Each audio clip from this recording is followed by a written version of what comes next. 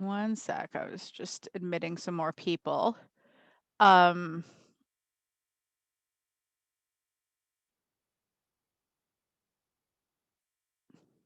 something. Okay.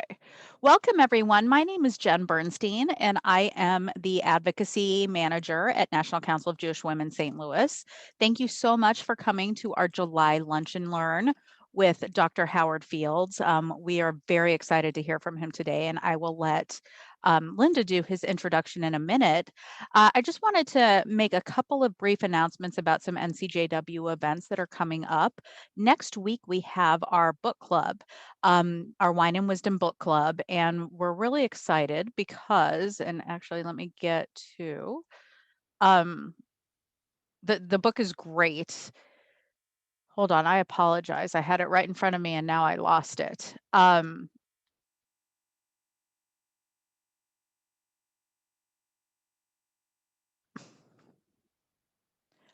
So we, I don't know what happened to the, well, anyway, I apologize about it. I had it right in front of me. The book club, the book we are reading is, you know what, I will tell everyone at the end of the Lunch and Learn. I apologize. I don't know what happened to it. It got lost from my email. So I'm going to go ahead and turn this over to Linda Dahl. Jen? Yeah. Actually, it's Felice. Oh, Felice, I'm sorry. I am off-amished here. I truly apologize. Also, I did want to let you know, if people are interested in hearing more about our advocacy work and our activities, be sure and sign up for our 5 Ways to Advocate. It is an e-blast that comes out every Monday morning, and you can do that if you're not already receiving it. You can email me at jbernstein@ncjwstl.org, and I would be happy to add you to that. So thank you. And Felice, all yours.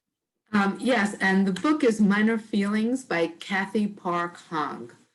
And it explores the role of Asian Americans in light of anti-racism and anti-bias in our society.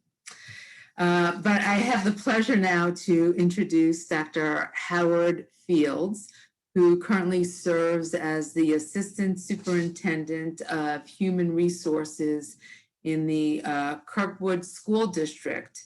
There, he's spearheading efforts that focus on diversity, equity, anti-racism, and anti-bias in the interview process of personnel.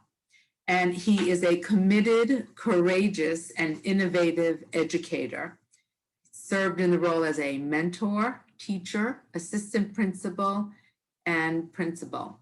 He began his career in urban education, and in 2016, he was recognized by the Missouri Association of Elementary School Principals and given the Exemplary New Principal Award for increasing annual performance in Ferguson by 200%. And that same year, he was also named one of North St. Louis County's Incorporated's 30 leaders in their 30s. He's internationally recognized for his documentary on the topic of Missouri's student transfer law, a law that forced unaccredited school districts to pay the tuition and transportation costs for students who decided to transfer from their home district to attend an accredited school in either a same or adjoining district. When Dr. Fields transferred to a suburban school district, Kirkwood, he consistently worked closely with community advocacy groups to address inequalities in the areas of inclusion, student performance disparities, diversity, and systemic racism. And at the same time was also expanding their curriculum in terms of like AP courses and taking other kinds of teaching more innovative teaching techniques outside of the classroom. And true to his mentoring abilities, he shared his views and passion with current and aspiring administrators.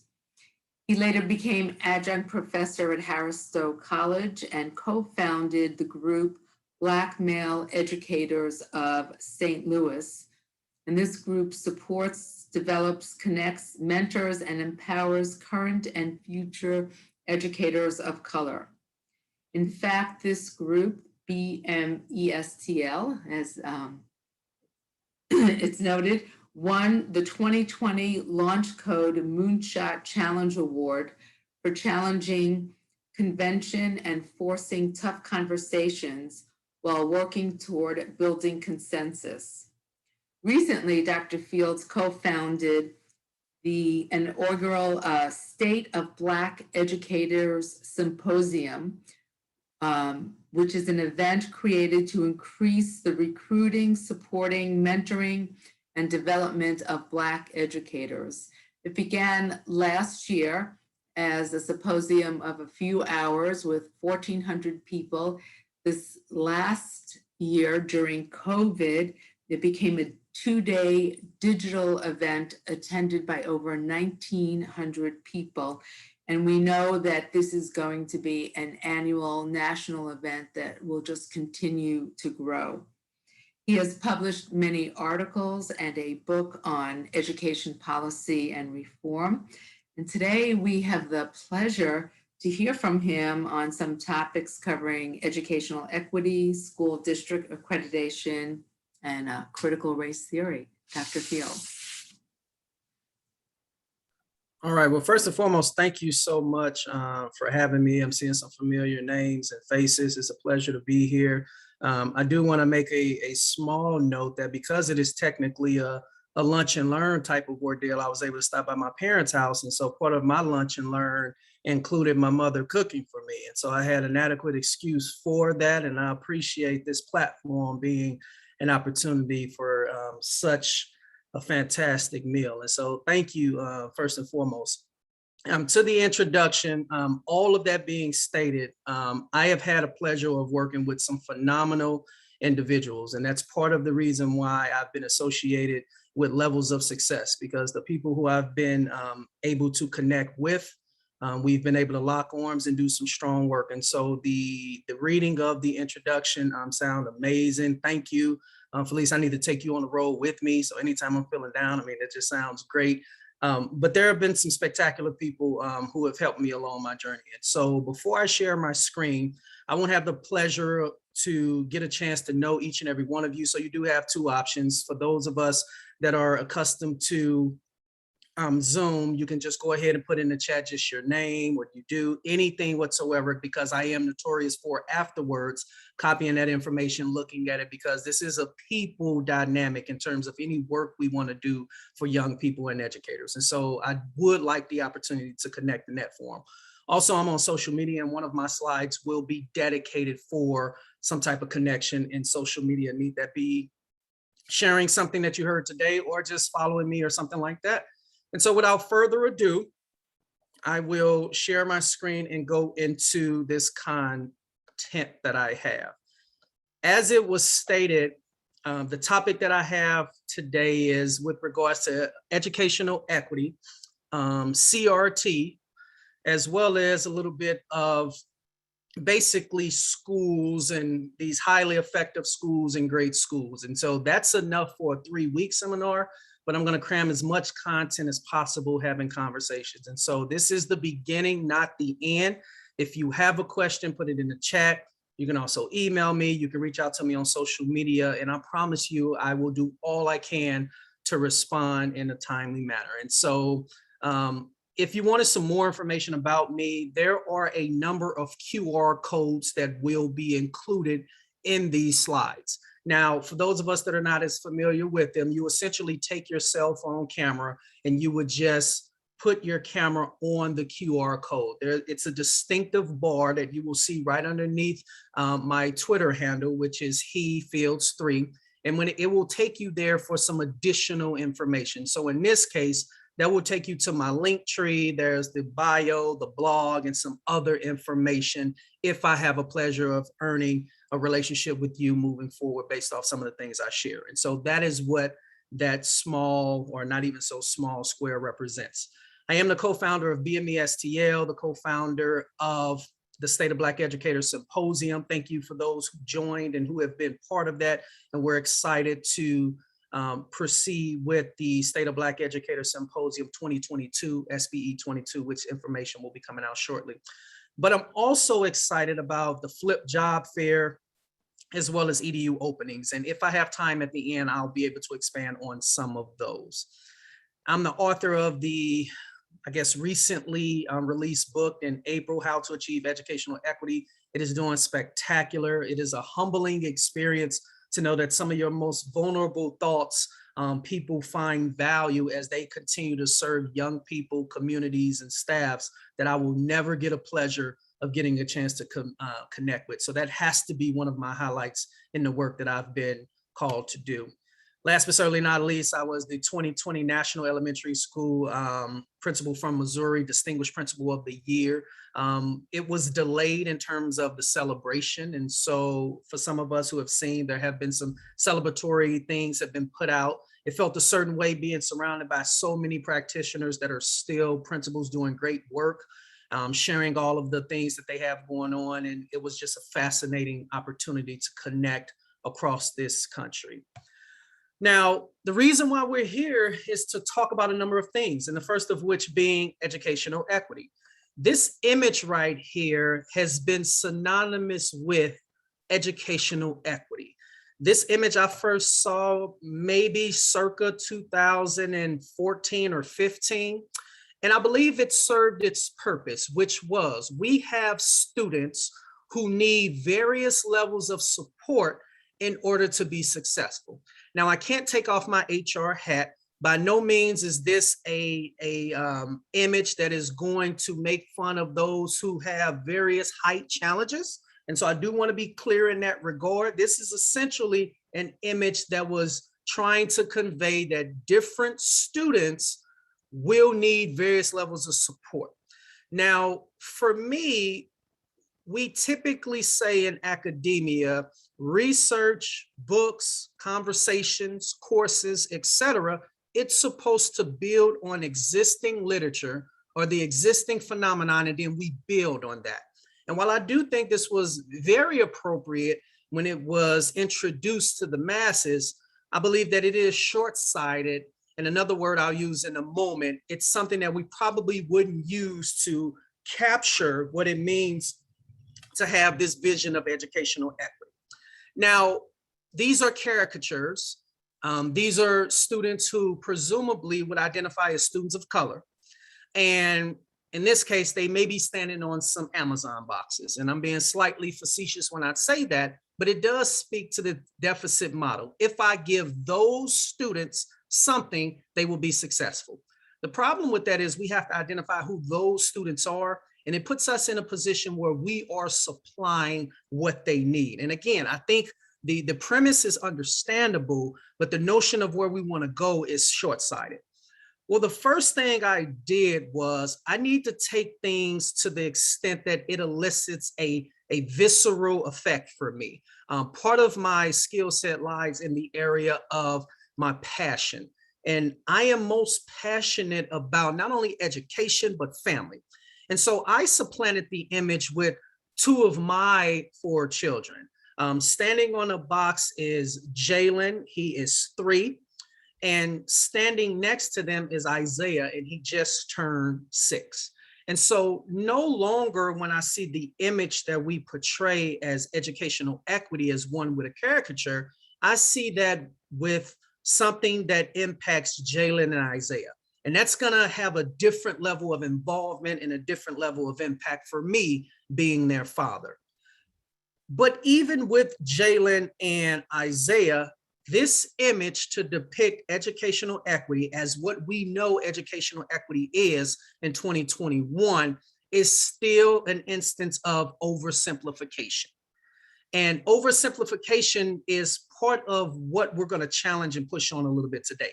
And so the definition that I use for educational equity is this: creating and or eliminating policies, systems, and practices in schools that impact the experiences, the outcomes, and the access to resources for students from previously excluded groups. That's a mouthful, but allow me to break that down a little bit. Creating and/or eliminating. From my experiences, there's no such thing as passive equity. You have to be doing something that's actionable. And specifically in the school system, you are either creating policy systems and practices, or you are eliminating policy systems and practices in schools that impact the experiences, the outcomes, as well as the access to resources. Now, I pause there because this last portion is very important when we talk about for students from previously excluded groups. Now, there was a time where we would normally say underrepresented. Well, here's my pushback on the term underrepresented. It essentially removes the responsibility from me, from us as an educational entity, and places it back on the students or the marginalized or minoritized group. Let me give you an example. If you say, Dr. Fields, we are looking for some assistant superintendents to come and speak with us, and we need about 20 in order to have this type of forum. Well, I will go out and say, Felice, I got you. I'm confident in my abilities. We're going to make this happen. Well, if I didn't meet the 20 mark and I come back and I say, I only have 8, and I couldn't find interest, I couldn't find those things, people's schedule, and so they will be underrepresented in this hypothetical speaker series. Well, from a school standpoint, and when we're talking about access to resources, when we're talking about access to move forward and excel, I found that there have been some barriers, there have been some structures, some policies, some practices that have been barriers, and they have excluded particular groups of students. Allow me to be specific. There are some policy systems and practices that have excluded Black and brown students as well as students of color. There have been some policy systems and practices that have excluded students who receive special education services. And there have certainly been some policy systems and practices that have excluded students who receive free or reduced price meals, or those students who are eligible for free or reduced price meals. And that is the notion of why this definition has been presented as such.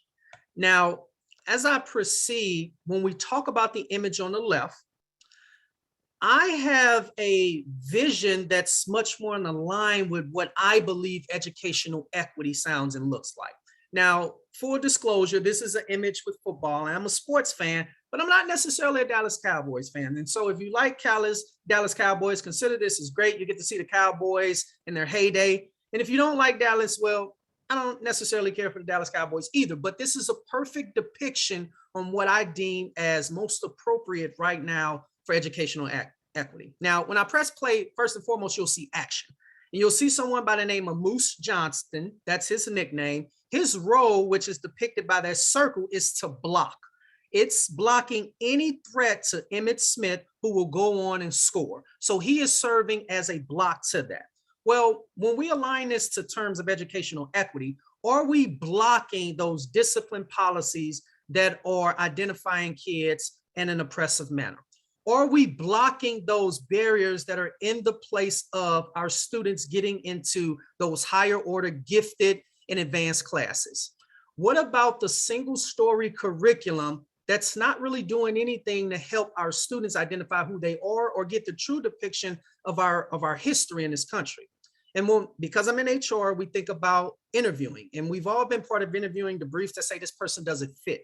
Are we blocking those narratives because of the connotation that's associated with it? Until we have a system where you're doing this, your colleague is doing this, the school board is doing this, the superintendent is doing this, and the volunteers, everyone is doing this. This is the image that I would deem is more appropriate as it relates to a true system that's steeped on educational equity. So again, the static image with caricatures on the left, and we're contrasting that with the image on the right, which is much more actionable. And so perspective is something I talk about a lot. And this quote was pulled from the book. What if I told you that the students who are shown in the equity image actually hated they had to watch the game from the outside and stand on boxes? but had to because they were denied admission to the stadium due to their socioeconomic status, ability level, and race. Would your position on this image remain the same? Now, again, that's simply shifting the perspective from us and getting to know the students in this hypothetical instance. And in many cases, this is not hypothetical. This is a practical application of some of the things that are happening in our system. Now, when I speak, and I'm speaking passionately and all of those things, you have to understand someone's journey so you can understand their perspective. And so I focus on a number of things in the books, but for today, I'm going to talk about that resource allocation. These numbers are based off of 2020, and it will juxtapose Riverview Gardens High School, which I attended freshman, sophomore year, junior year, and then up into November of my senior year.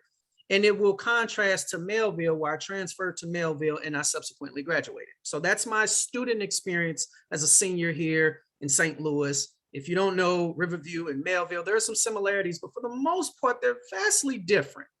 Now, when you also look at my administrative experience, my first 3 years as a building principal was in Koch Elementary School, which was also in Riverview Gardens. And I'm going to compare that to Steger Sixth Grade Center, which is in the Webster Grove School District. Now, just to be clear, when I put Steger up there, it also encompasses time with the formerly known as the Webster Groves Elementary Computer School, now known as the Dr. Henry Givens Jr. Elementary School. So that's what you're looking at. To the left, I would define that as urban, and to the right, it would be your more affluent or suburban population. And so when we're looking at per pupil expenditures, just local monies, this isn't your federal monies, just local monies, you will see the compare and contrast between Riverview Gardens, Melville Senior High School, Koch Elementary School, and Steger Sixth Grade Center. Now, again, resource allocation does matter, especially when we're talking about how we are going to resource our buildings. When we're talking about average administrator salaries, you're seeing the salaries right there. That's going to have an impact on your ability to recruit, retain the staff that you have. And in this instance, we're talking about admin.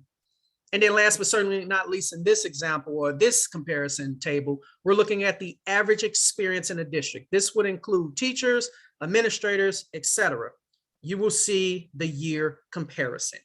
And so for me, the experiences that I have had, and I use my I voice as well as my voice a lot, I have had contrasting experiences as a student, as a building/community leader, and also as someone indebted with moving communities and schools forward. And so again, I wouldn't change those experiences because it's helped me form what I believe is a more holistic perspective as it relates to education, specifically education here in our St. Louis metropolitan area.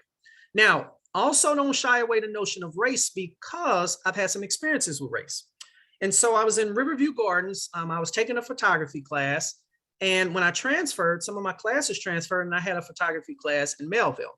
Now, no one told me the photography class in Melville would be so vastly different in the sense that we took pictures in Riverview, but in Melville, we had what's called a dark room, and you had these pictures and you put them in this water. I thought it was magic. Like that was my first time experiencing that level of hands-on experiences related to photography, because I don't want to diminish some of the fantastic programming that was happening, at least my experiences in Riverview. But when I transferred to that same class, we had to take what's called self-portraits. One student will take a picture of the other student and go from there. I was a new student, and on the first, if not second day, I cannot recall in its entirety, but I worked with someone who I would name as Nicole in this instance. And Nicole said to me when the teacher said, go take self-portraits, so I'll take your picture first. I simply smiled and asked her, how should I pose? To her response, she said, just stand there and act like you're hanging from a noose or something. I did not verbally respond. For the first time I could recall, my body was having an emotional response that was indescribable.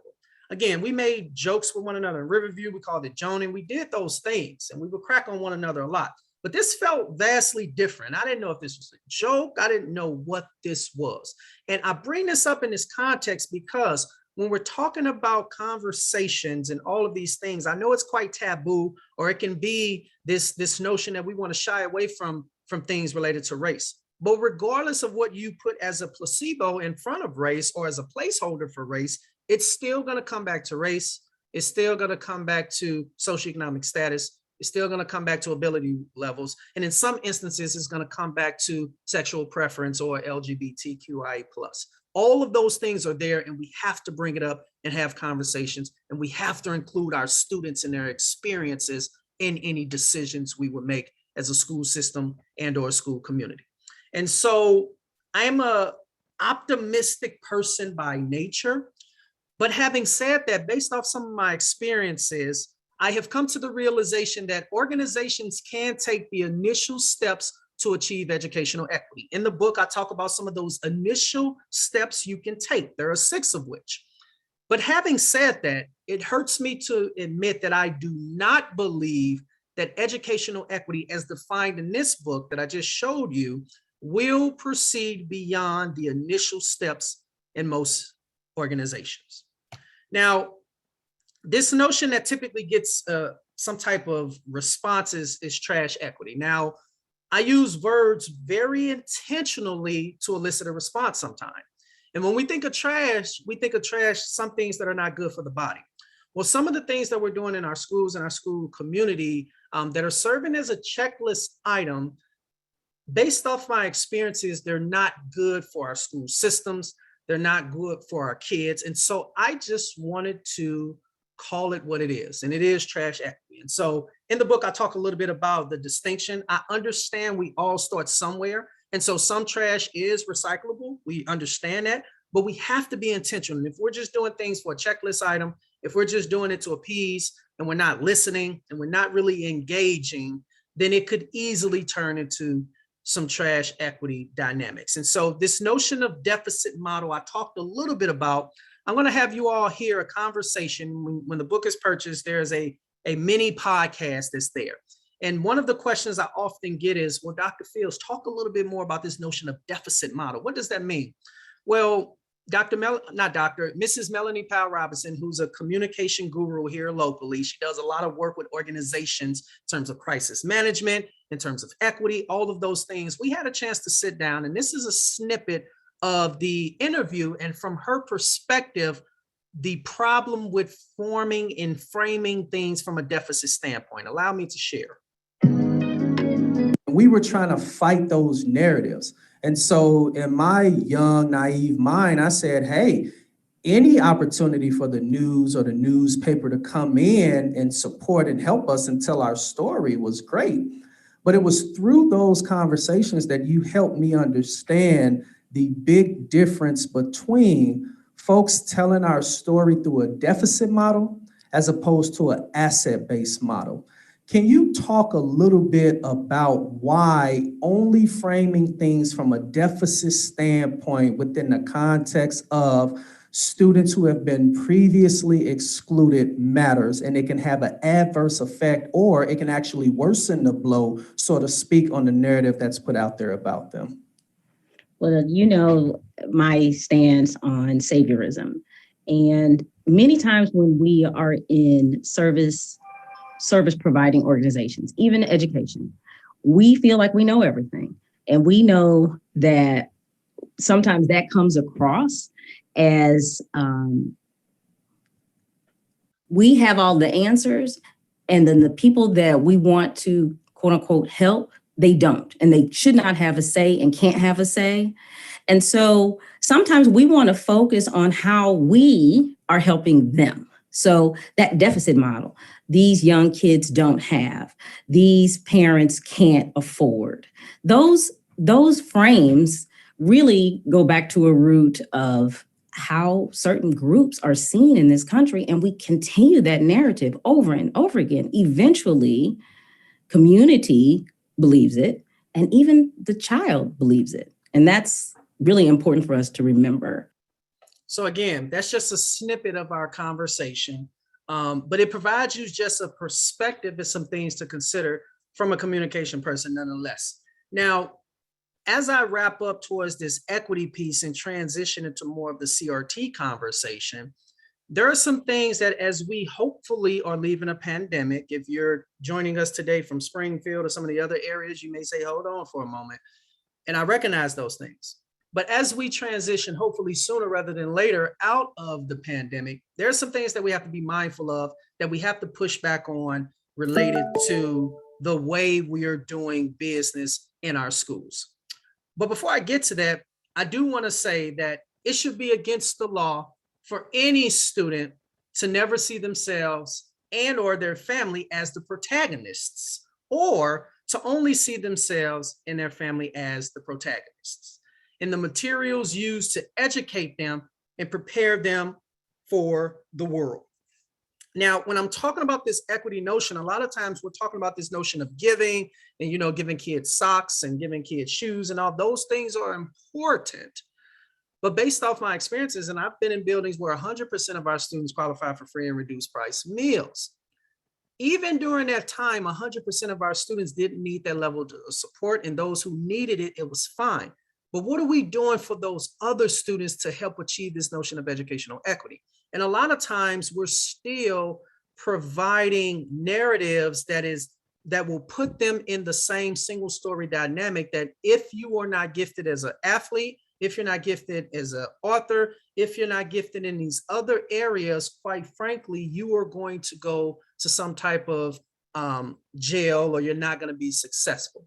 And when you do an audit of what we tell our students over and over again, it's hard to argue with those things. And so when we're trying to achieve educational equity, especially as we move from a pandemic, and this is a perfect opportunity to change and challenge some of the things that we're doing, we have to look at curriculum. Now, we understand that there are some barriers, and some of the barriers, I'm going to show my age, and I'm going to show that I'm a technology geek. This is what used to be called Google Glass. I had some in 2013. And in theory, this is what it was supposed to look like. You can actually just sit there and your glasses do all of that. I mean, in theory, this is a remarkable tool, the best ever. But practically, it didn't look like that at all. Like it just didn't.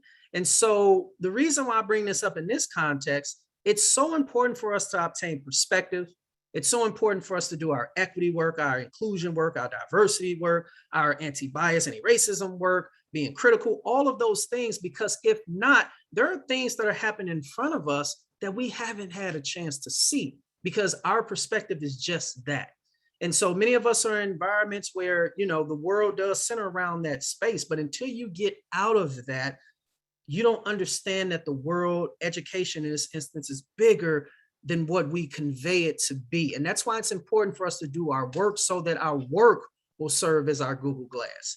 And so now when we talk about some of those barriers, there could be a barrier from the instance of love. And I want to say that this could be hard to accept, but again, it's based off of my experiences.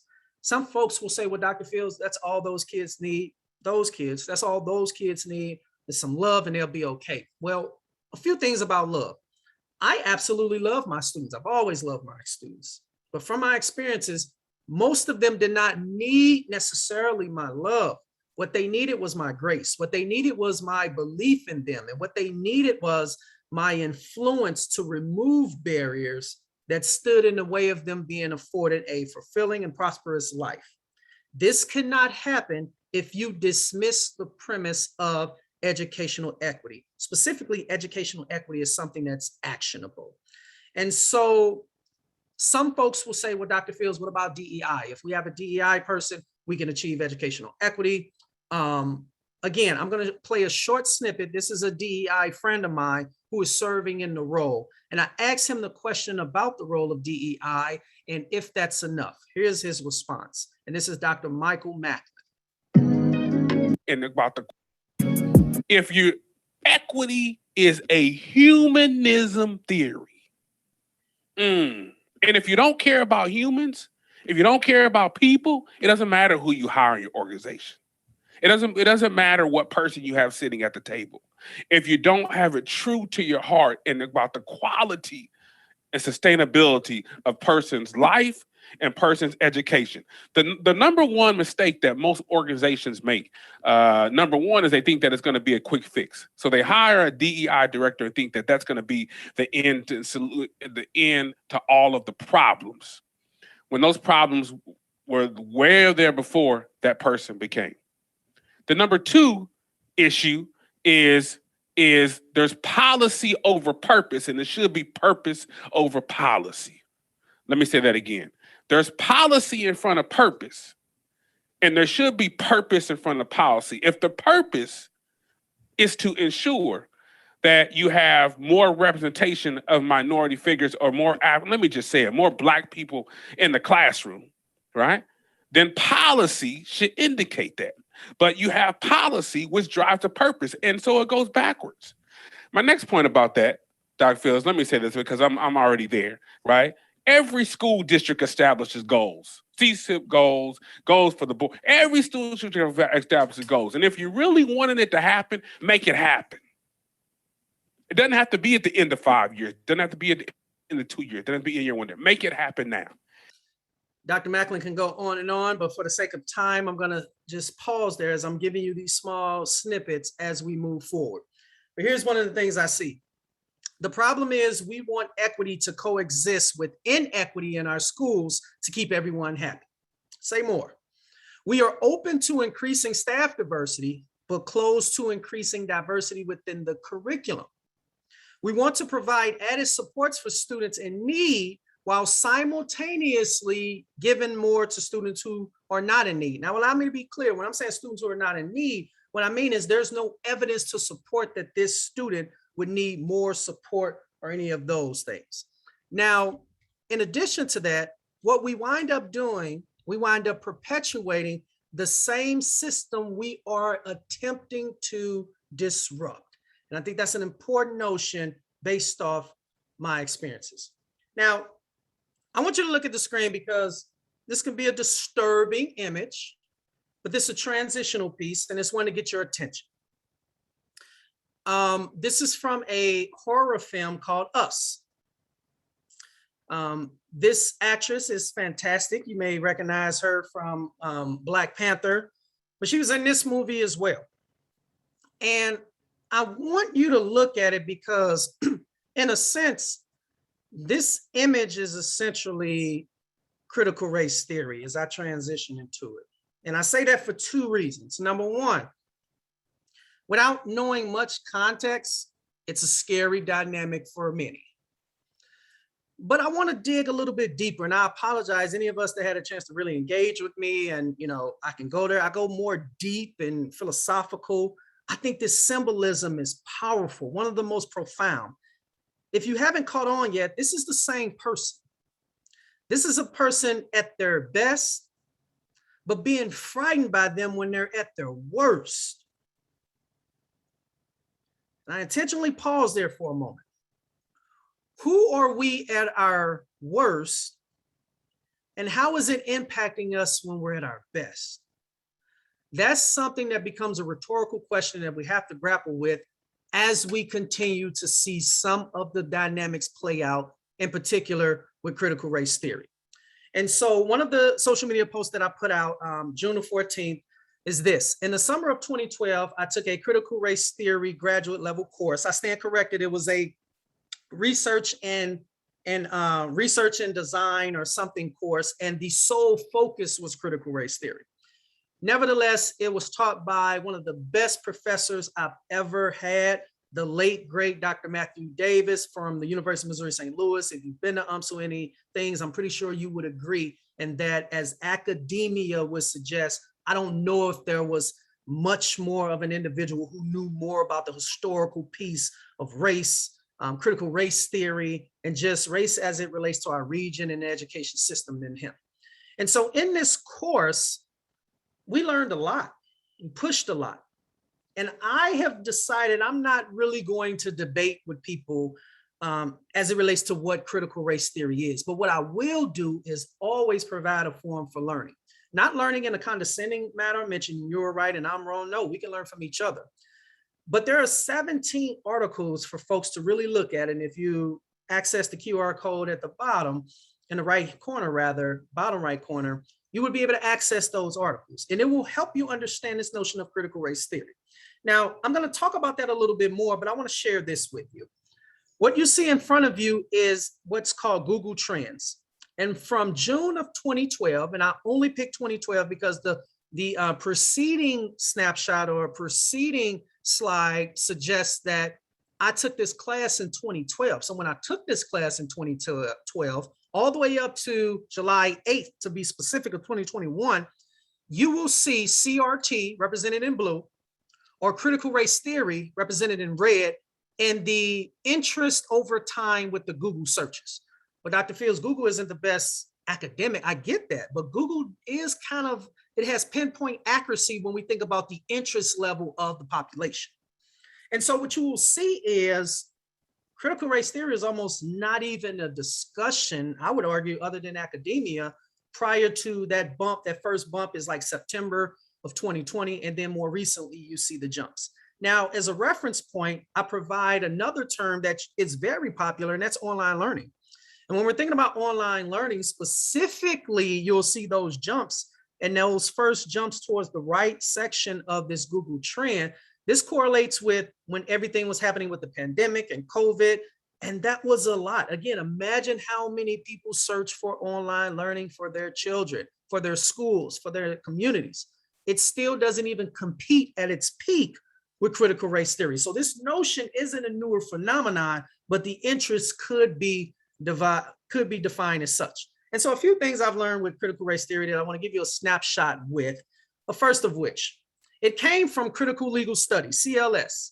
And critical legal studies challenges the legitimacy and the authority of the pedagogical strategies in law school by critiquing mainstream legal ideologies for its portrayal of the United States society as a meritocracy, yet failing to include the role of racism. Basically, if you work hard enough, you can get whatever. CLS will essentially say, while I understand that, you can't eliminate, or you can't not have the discussion about race and racism and how that plays into us living out the truths or the ideals related to being an American citizen. CRT, or critical race theory, begins with the notion that racism is a normal part of American society. It is so enmeshed in the fabric of our social order, it's natural to people in this culture. Thus, unmasking and exposing racism in its various permutations becomes the strategy for CRT. CRT departs from mainstream legal scholarship by sometimes employing storytelling to analyze the myths, the presuppositions, the received wisdoms that make up the common culture about race. And last but certainly not least, for this example, or this slide, because I think it's one more related to this, CRT insists on a critique of liberalism. The liberal perspective of civil rights movement, for example, was that it was a long, slow, but always upward pull. And MLK and some folks that were there would challenge that. CRT as well argues that racism requires sweeping changes that liberalism alone has no mechanism for such change. Now, here you will see one of the bills that many of us are familiar with, House Bill 952, and it talked about critical race theory. Now, I can say, and I constantly say this, critical race theory, as experienced by the definition of legal studies, if you've read some of those articles that I've provided with those 17, it's not a chapter book. It is some it's not hard content, it's hard in terms of what a scholar will have to understand with regards to context, vocabulary, etc. All right. I know that's not being taught in schools. However, it really doesn't matter. And here's why. When we talk about this bill, a few things come to mind. What critical race theory is and its definition isn't the sole focus of this bill. The bill does go into what we will define as critical race theory, and it couldn't be further from what Gloria Lansing-Billings and some of the other scholars in academia dynamics came out with. And the information I will quote is from 1998. And so what we're calling critical race theory in this bill is essentially not what critical race theory is. And there lies one of the confusing mechanisms that we're talking about. Now, essentially, if I have to have an illustration, this bowl would be education. This baby would be the American history, including multiple perspectives, multiple perspectives from not just Black and brown folks, but women, et cetera. The water will be, American history, but the single story notion of American history and critical race theory is essentially just this small duck. And so I bring this up because when we're talking about critical race theory and to previous screens, it's this massive thing, but it's really not, all right? And now, let me give you an example. If this bill were to pass, and it's passed in other areas, this would be an example of what impact it would have on the classroom. Now, part of the education field, I haven't seen a teacher tell you, okay, you have to think this way, you have to think that way. That's not, I don't even want to disrespect the art in the field of education by suggesting that happens, because that hasn't been my experience. But what does happen is you give a dynamic and you research and you provide claims and all of those pieces. And this is a primary source. This is from the Globe Democrat St. Louis, rather, in 1917. Now, if we remove the notion of race and all of those dynamics, it would go from something like this to this. Instead of 100 Negroes shot, burned, clubbed to death in the St. Louis race war, a more appropriate piece would be, if critical race theory is banned, and again, it's not critical race theory, but conversations about racism and race and how it shows up in our history is banned, then 100 people shot, burned, clubbed to death in the East St. Louis Mail War has a very different message or different conversation, a different thing, a different truth than what it would be in its entirety. And so one of the most recent blog that I have is CRT, and I talk about that at great lengths. And you can access that by the QR code. And while I won't go into a lot of it, I will form it as this, is some of the takeaways from that, or some of the things I stated. It is important to note that while CRT is the term that is currently being used to challenge schools, the actual trigger is race and racism and how it has shaped our society, including our school system. Mentioning CRT and projecting it as a scary and divisive part of education is a well-intentioned maneuver. Weaponizing the term CRT, or critical race theory, allows politicians and those opposed to discussing race to capitalize on the lack of understanding surrounding the term CRT by creating fear and confusion. Critical race theory is not explicitly taught in pre-K through 12 schools, but it really doesn't matter. This entire situation is employed to remove ugly truths about our past while also hiding and shying away from any uncomfortable conversation related to race and racism. As an educator, parent, or community member, this is important. You may not be actively involved in pushing back in CRT. Let me say it again. You may not be actively involved in pushing back against CRT, but your passive reluctance to engage in race-based learning and discussions is, in part, why the field of education is under immense pressure to further conform. And that's not just restricted here to more recent in our area. This is more so the entire piece that we're talking about across the country. Now, I won't play this clip, but it talks about, as I transition, it is a transitional piece, I might add, in the few moments that I have remaining.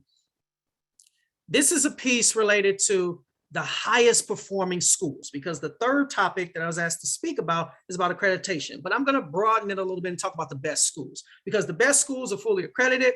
And those schools who identified as not being the best are not accredited or provisionally accredited as based off the narrative that is projected.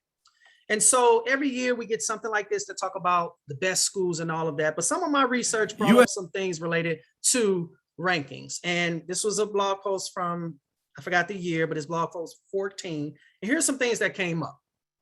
There are 10 in 2019 St. Louis County public high schools that are among the top 8 in the 2019 US and World Report ranking of the 2019 niche ranking. So let me say that again. There are two different reports we are accustomed to: the US News and World Report and the 2019, in this case, the niche report.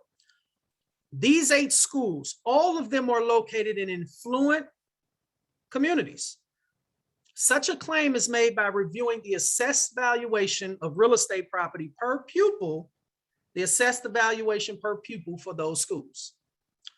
If you're familiar with the assessed valuation per pupil in the state of Missouri, it is 113,000 and some change, close to 114,000. In the 10 St. Louis County public high schools that are among the top 8 on either of the previously referenced lists, again, that's the US News and World as well as the niche, the average assessed valuation in those schools more than doubles that, $250,000. And it is a staggering 121% more than even the state's assessed valuation. And for comparison, that's just for the state. If we're just talking about the St. Louis County area, that is 604% more than the assessed valuation than some other schools in St. Louis County. And again, this is from 2019, and I'm almost willing to bet that it's probably even gotten worse. Now, there is variance in poverty levels as well, which are determined by free and reduced lunch populations. In Missouri, 50.7% of students qualify for free and reduced price meals. None of the 10 St. Louis public high schools in 2019 that were among the top 8 schools had a free and reduced lunch population over 17.4%. It was almost like that's a criteria. You can't even get into this club if you don't have that. Now, I want to have a disclaimer, and I shouldn't have to, but allow me to say it. I know individuals who work in these great areas. I wrote this before I was in the current district that I'm in. I have friends. This isn't to take away from the work that they do, no question about it. But the facts are the facts, the numbers are the numbers. And none of those schools in 2019, at least, had any free and reduced lunch population over 17.4, which is substantially lower than the 50.7. And only 2 of those schools had a free and reduced lunch population even over 15. So when I say the 17.4, understand that many had 7, 8, 9, 10, and their blog posts will take you there. There's also this notion of race. Black students account for 35% of the total St. Louis County population with the students in St. Louis County. The 10 St. Louis County public high schools that were among the top 3 all have less than 20% Black student populations. Only 2 of those schools had a Black student population over 15%. The assessed valuation per pupil for the state of Missouri, we already spoke to that. I brought this up previously. And when you closely examine the schools that were recognized as being quote unquote the best, a particular picture emerges. One that includes a small percentage of Black students and an even smaller percentage of students in poverty.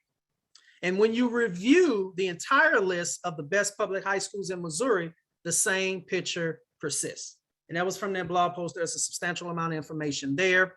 This is one of the last quotes as it relates to this piece that is important.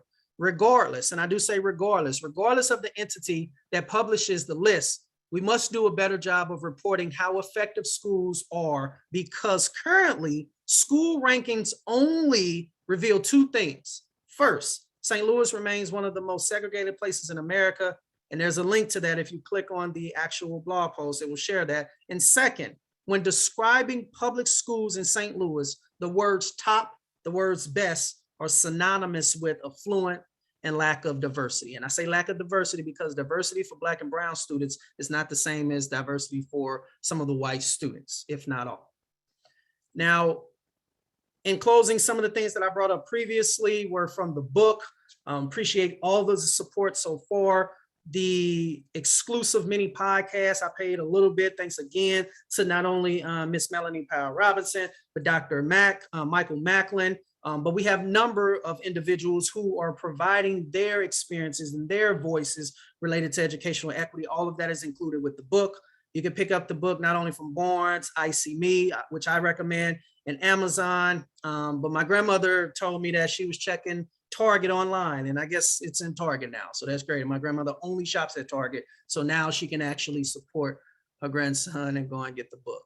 I won't have time to go into this notion. This is my information. Again, I will stop sharing the screen and I will turn it back over to our facilitators to see if there were any questions or some things I needed to expand it on. Again, thank you so much for the opportunity. I'm certainly credited for that.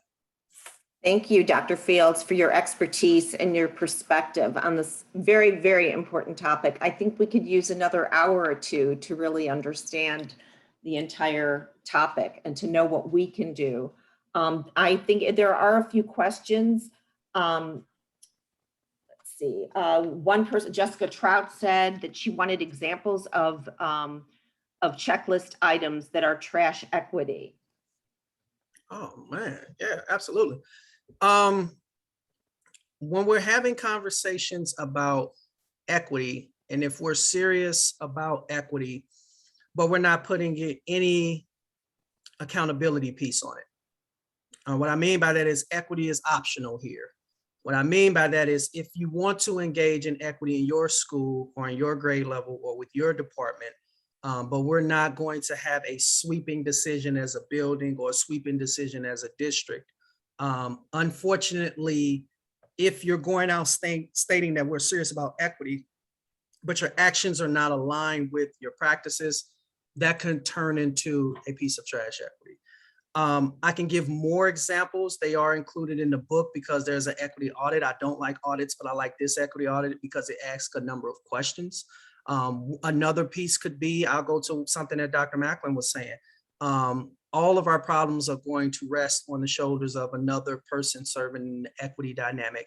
Even when we have a DEI person, we don't give them the positioning, the tools, or the support to even make some changes. And they're just there as someone to really smile, someone to be in front of the camera if things go wrong, and someone to say we have, but you're not supporting them, you're not allowing them.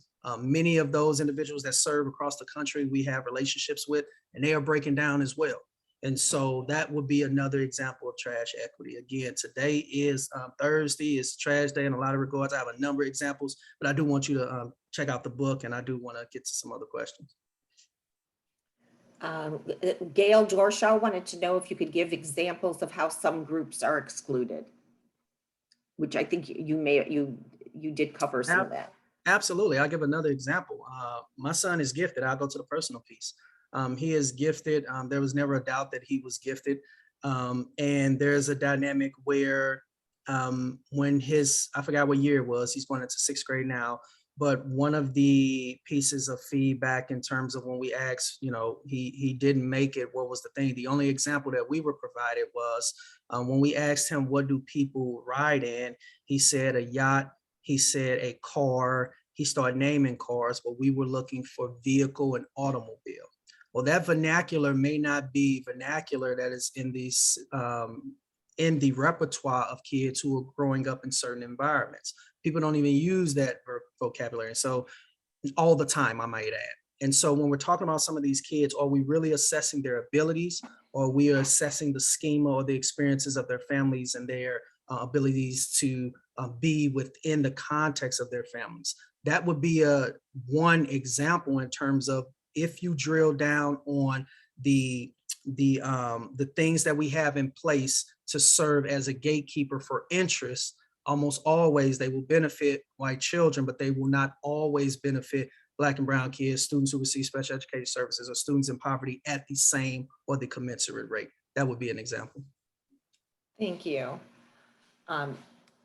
Were there other questions from people that I'm not seeing? Let's see. I think there was.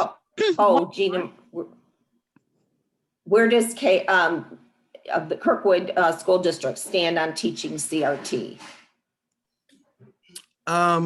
The great thing, while I would love to respond to that, I don't want to do any disservice to my colleague, Dr. Brian Painter, who is the curriculum instruction person. One of the things that I've learned is to certainly stay in my role. If you're asking what my personal belief is on it, I can ask that.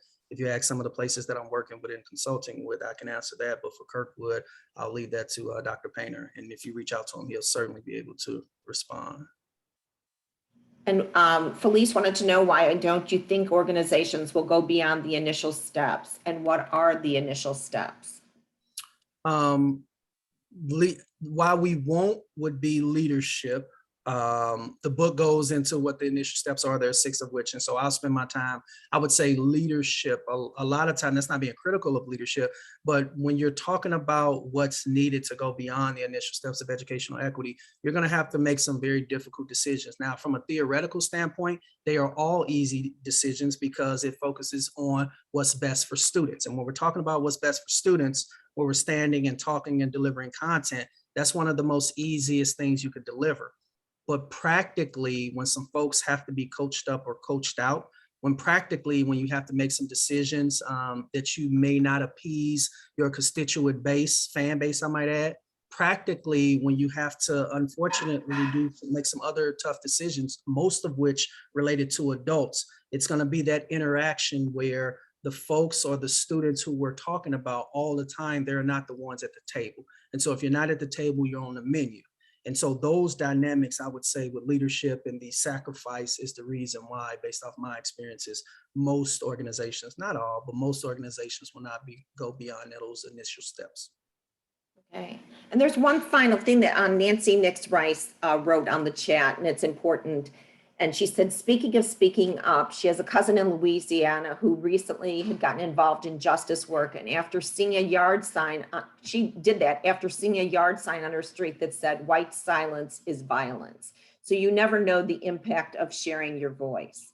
And that's what you were saying, you know, not speaking up is just as bad as working against it sometimes. So, and it's draining. Like I don't have a issue with not only speaking my mind, but speaking my experiences. And when you're talking about a lot of people who have been involved in equity work, diversity work, inclusion work, many of which look like myself or my brother, Dr. Davenport, who's on the call, shout out to Dr. Davenport and the great work he's doing. It's draining work. And oftentimes when you're speaking truth to power and you're doing those things, you may not be in a space that long. Either voluntarily or involuntarily you are moved, and we recognize that. And so we have a lot to lose in that regard. And everybody isn't there. We're all in different spaces of our journey. Are we still protecting? Are we still advocating? Are we still making sure that those folks who are involved in the work and speaking truth and doing that, are we making sure they are secure in what they're doing? Not just from a professional standpoint, but from a psychological standpoint. The number of calls we get for BMESTL and the emails of people just being drained. And these are some well-recognized, loving characters who, and I don't say characters in a derogatory sense, but people who are doing great work, but they're just bogged down. And so the emotional labor that goes with standing up and saying something is challenging, to say the least. well, I think as far as time goes, I think this does it. Thank you so very much. Jen, did you want to say anything at the end?